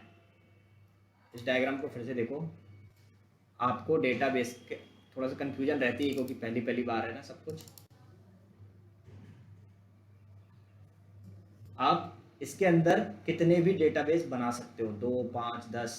तो देखो मैंने यहाँ पे 4 तो पहले से बने आते हैं, उसके अलावा एक मैंने बनाया, फिर एक मैंने बनाया। क्लियर है। अब उसके अंदर मुझे क्या बनाना है, टेबल्स। तो मुझे पहले सेलेक्ट करना पड़ेगा। मैंने लिखा यूज कस्टमर, जो भी डीबी यूज करना है उसका नाम, उसके बाद से सेमीकोलन। तो ये कह रहा है डेटाबेस चेंज हो गया। मैंने कहा ठीक है, इसके अंदर टेबल्स दिखाओ, सो टेबल्स। तो ये कह रहा है एम्प्टी सेट है, कोई भी टेबल नहीं है, क्योंकि टेबल अभी हमने बनाई नहीं। तो आपको कोई भी डीबी यूज करने के लिए यूज डीबी लिखना है, उसके बाद उसके अंदर आप टेबल बना सकते हो। तो जैसे मैंने पहला टेबल बना रहा हूँ, क्रिएट टेबल, और टेबल का नाम रख दिया मैंने users.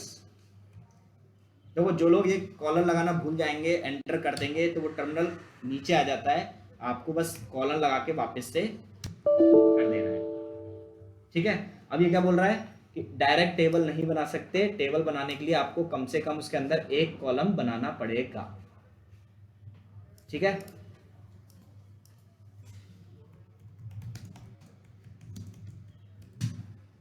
Create a table in dB.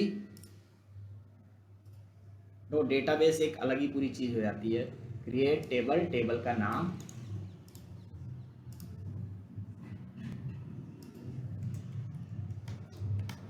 Table का नाम। अब इसमें आपको टेबल के अंदर क्या क्या रखना है, जैसे मैंने कहा एक इंटीजर ले लो जिसमें यूजर आईडी रहेगी, यूजर आईडी। उसके बाद आप एक कैरेक्टर ले लो, CHAR। आपने टेबल बनाई, इसमें आईडी को आपने इंट बना लिया, last name, first name, address, city, इन सबको क्या बना लिया है, पूरा दबाए वो कैरेक्टर करेक्ट, कॉलम बनेगा ये। ठीक है। ये अपन ने एक एग्जांपल के लिए टेबल ले ली।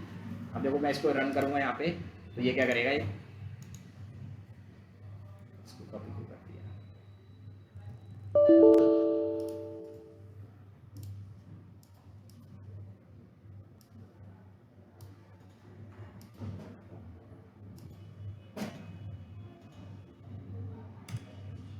ठीक है, क्वेरी चल गई। अब मेरे को चेक करना है कि टेबल बनी कि नहीं। सो टेबल्स, तो देखो एक पर्सन्स नाम से टेबल बनी है क्योंकि यहाँ पे पर्सन लिखा हुआ है। उसके बाद अब उसके अंदर मैंने बोला सिलेक्ट, इसके अंदर क्या क्या है देखे तो मैं क्या लिखूंगा, सिलेक्ट स्टार फ्रॉम, और किस टेबल से, तो पर्सन्स टेबल से सब कुछ मुझे दिखाओ क्या क्या है।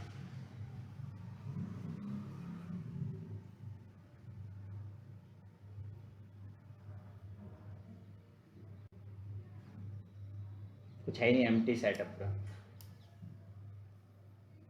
ठीक है, अब मेरे को अगर इसके अंदर कोई एंट्री करनी है तो देखो यहाँ पर एक एंट्री वाला चीज भी होगा, इंसर्ट इंसर्ट। देखो इस पे आपको ज़्यादा इसलिए ध्यान नहीं देना है क्योंकि आपका काम है डेटाबेस सेटअप करना। ठीक है, आपने डेटाबेस सेटअप करना है और डेटाबेस सेटअप करने के बाद जो जो चीज़ें डेवलपर्स को चाहिए वो आपको प्रोवाइड करानी है। ठीक है, देखो ये इंसर्ट होने की क्वेरी है, इंसर्ट इनटू टेबल और वैल्यूज डाल दो। तो जैसे एक क्वेरी में चला के दिखा देता हूँ, इसको मैंने कॉपी किया,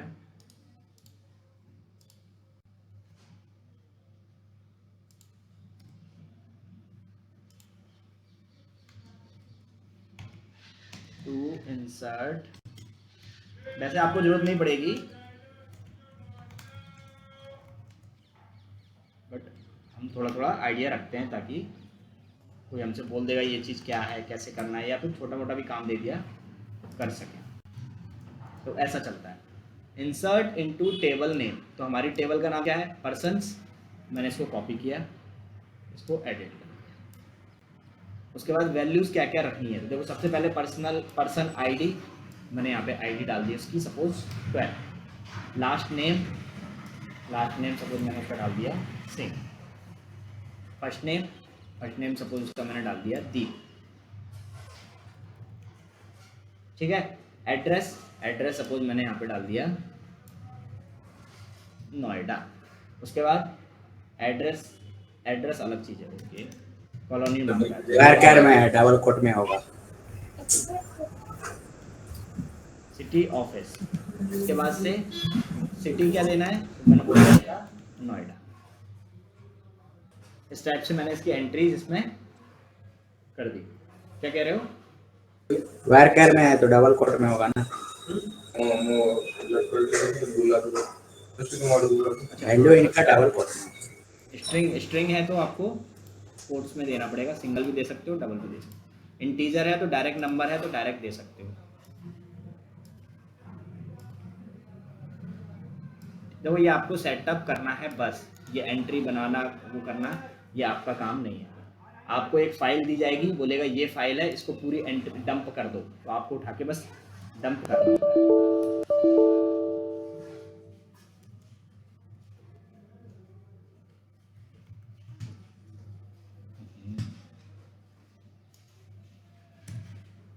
ठीक है, मैंने बोला एक एंट्री हो गई। अब देखो दूसरी एंट्री करना है आपको, तो दूसरे बंदे का मैं नाम यहाँ पे थोड़ा बहुत चेंजेस कर देता हूँ जिससे कि डंप वाला बता दीजिए। उसके लिए एक वो मिलेगी ना टेबल हमारे पास। 2 एंट्री हो गई, ठीक है। तो इससे क्या हो रहा है, एंट्री हो रहा है, और ये मैनुअल एंट्री है। आप सोचो आपको 1 लाख एंट्री करने को मिल जाए, फिर आप कैसे चलाओगे? तो वो आपको एक फाइल देते हैं, वो फाइल सारा टेबल बनाना, डीबी बनाना और एंट्री करना एक बार में कर देगी। तो हमें वो फाइल को मैनिपुलेट करना आना चाहिए। अब मैं चेक करता हूँ, सिलेक्ट स्टार फ्रॉम, टेबल का नाम क्या था मेरा, are very less. देखो Where आपको पता person ही है ID कि आपकी इस पर्सन वाली टेबल में ये कॉलम्स हैं और ये एंट्री है। ठीक है, आप इसमें से कोई भी एक एंट्री मिस करो, देखो एरर दे देगा, बोलेगा कि यहाँ 5 एंट्री चाहिए तो चाहिए, तो आपको नल लिखना पड़ेगा भले, लेकिन लिखना पड़ेगा। क्लियर है? ठीक है। अब किसी ने बोला कि ठीक है ये तो एंट्री हो गई, अपडेट करना हो कुछ तो अपडेट अ एंट्री।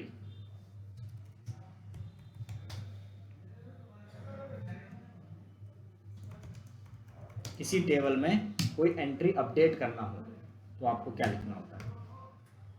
तो ये पूरी कमांड्स आप नहीं भी जानेंगे कोई दिक्कत नहीं, क्योंकि आप डीबी सेटअप करते हो। बट वो कई बार ऐसे पूछते हैं ना, अगर आप डेटाबेस पे वर्क करते हो तो ये थोड़ा बहुत तो इतना करते होंगे। क्या अपडेट करना है? पर्सन्स वाली टेबल को। ठीक है, आपको अपडेट करना है।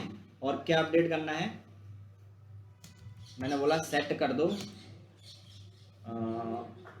सपोज ये इसका ये सिटी गलत हो गया है, तो मैंने बोला set city equals to, city का नाम क्या करना है? मैंने बोल दिया कि वो नोएडा लिख गया है, आप उसे दिल्ली कर दो। तो वो बोलेगा कि ठीक है ये तो कर दूंगा, लेकिन दिल्ली कहाँ, मतलब यहाँ। तो यहाँ कंडीशन लगानी पड़ेगी। कंडीशन लगाओगे क्या? वेयर, ये कैपिटल में भी लिख सकते हो आप, स्मॉल में भी सकते हो। वेयर एम्प्लॉय आईडी या where employee ID is equals to 10. Person ID है, वेयर पर्सन आईडी जिसकी क्या हो, where person ID equals to, person ID जैसे मान लो मुझे इसकी चेंज करनी है 12, तो पर्सन आईडी 12 हो। तो इससे क्या होगा, वो इस टेबल में जहाँ पर्सन आईडी 12 लिखी होगी वहाँ पे सिटी को वो दिल्ली कर देगा। देखो यहाँ पे पर्सन आईडी 12 है, इसकी सिटी अभी नोएडा है।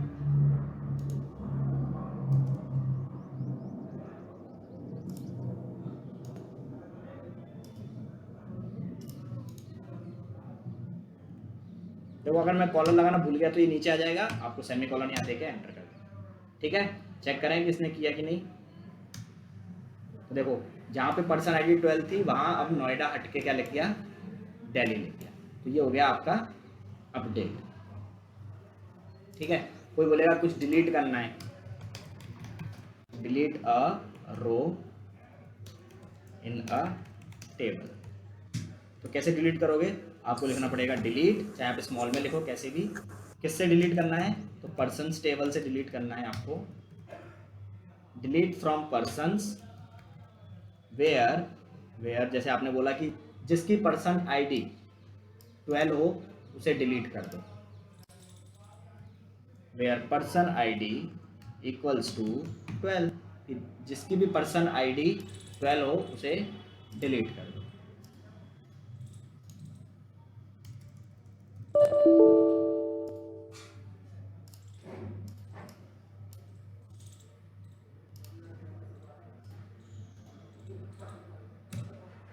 ठीक है, शो करते हैं। देखो अब वो एंट्री हट गई। तो इस तरीके से हम इसमें टेबल में एडिट करते हैं। डिलीट 3 ही चीज़ होती है, इंसर्ट, अपडेट, डिलीट। तो हमने इंसर्ट करना सीखा इंसर्ट कमांड के थ्रू, हमने अपडेट करना सीखा अपडेट कमांड के थ्रू, और हमने डिलीट करना सीखा डिलीट कमांड के थ्रू। ठीक है, तो ये 3 हैं जो आपको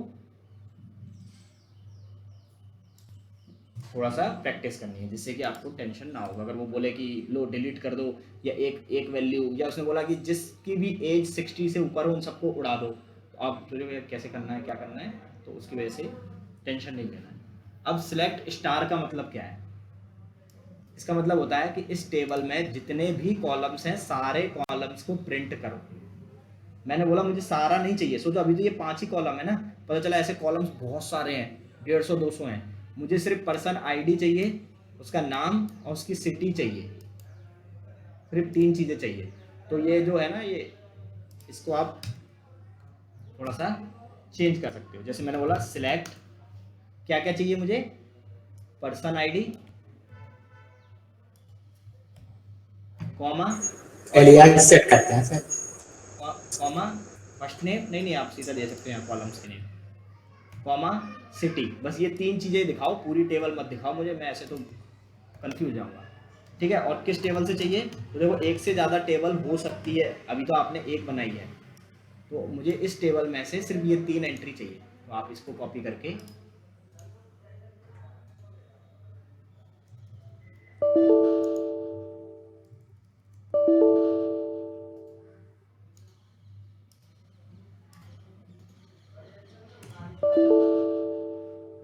पर्सन्स, अच्छा पी कैपिटल है मेरा, देखो तो इस बार देख रहे हो पूरी टेबल नहीं दी उसने मुझे, बस उसकी 3 कॉलम्स दे दिए, ये हटा दिया, ये हटा दिया। तो इस तरीके से हम मैनिपुलेट कर सकते हैं। तो आपको ये तीनों चीज़ समझ में आ गई, इंसर्ट करना, अपडेट करना, डिलीट करना। कोई बोलेगा एक और टेबल बनाओ, तो आप टेबल कैसे बनाओगे, सेम भाई एग्जाम्पल कि create a table, create table, table का नाम जैसे रख दिया आपने एडमिन। ठीक है, अब इसके बाद अंदर इसके क्या क्या रखना है, तो आपने बोला इसके बाद एक आईडी होनी चाहिए जो कि इंट में होगी, इंटीजर टाइप।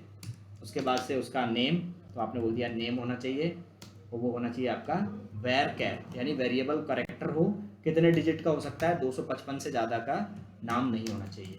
उसके बाद से आपने बोला इसमें एक पासवर्ड होना चाहिए, पासवर्ड भी आपका वेर कैर होना चाहिए, तो आपने 255 का पासवर्ड। उसके बाद वो किस डिपार्टमेंट का है ये होना चाहिए, और ये भी किस टाइप का होना चाहिए, वेर कैर टाइप का 255 डिजिट का है। तो इस तरीके से आपने ये चीज़ डिफाइन कर दी। फिर क्वेरी बंद करनी है, ये जो आपने ओपन किया था ये ऊपर, इसको आपने क्लोज कर दिया, और लास्ट में सेमीकोलन तो लगेगा ही। तो देखो ये एक और टेबल बना देगा। तो इससे डरना नहीं है, डेटाबेस थोड़ा सा लोगों का डराता है।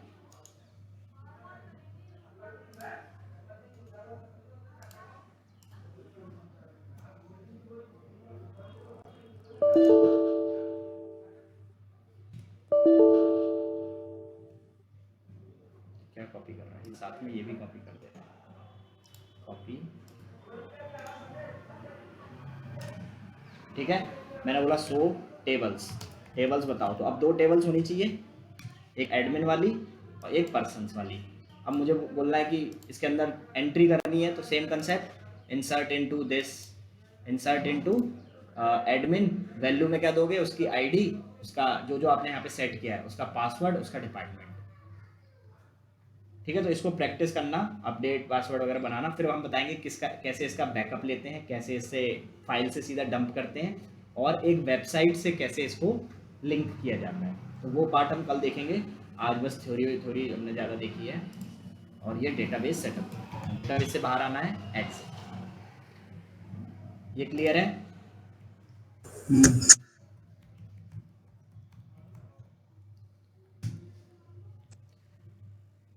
ये क्लियर है किस सबको।